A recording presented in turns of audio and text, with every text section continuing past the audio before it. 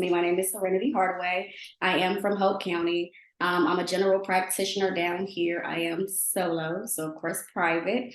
So now so you went to law school at Central and you went Yes. back home. So you probably could have gone elsewhere, but you decided to go back home. So tell me why you chose to go back home.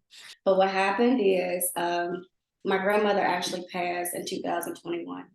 And before she passed away, she saw me pass the bar and we celebrated it. And her and my grandfather actually gifted me a space to practice law in.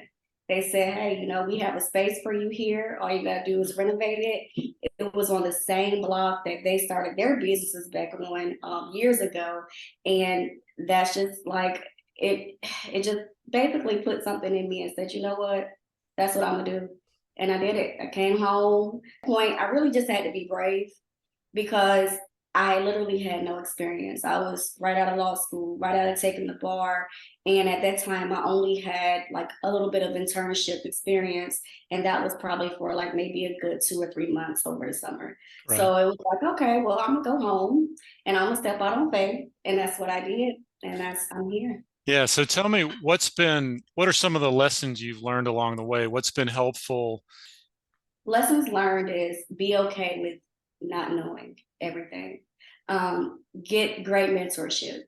Never think that you know it all because you don't. I was never that disciplined with, time management.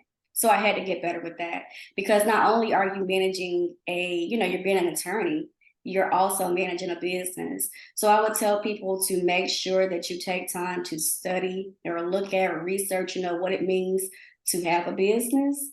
Law school, it teaches you what law is, but it doesn't teach you how to practice law. But tell me what your typical day is like. Generally, for the beginning part of the day, between 9:30 a.m. and between 12, I'm in court, right? And then after court, my typical day means I'm coming to the office. I may have a consultation set up. I may need to work on case files. Or if it's a Friday, that's my business admin day. So that's the day I'm actually shut off to the public. And that's another thing I would advise as well for people. Make sure you take a day to have a business admin day because you'll find yourself just practicing law and practicing law and taking cases and taking cases. Meanwhile, you have to remember, hey, I have to make sure that certain things on the business end are doing well. I'm seeing the profits that I want to see. I'm seeing the clientele that I want to see. The bills are paid, and it's just a lot.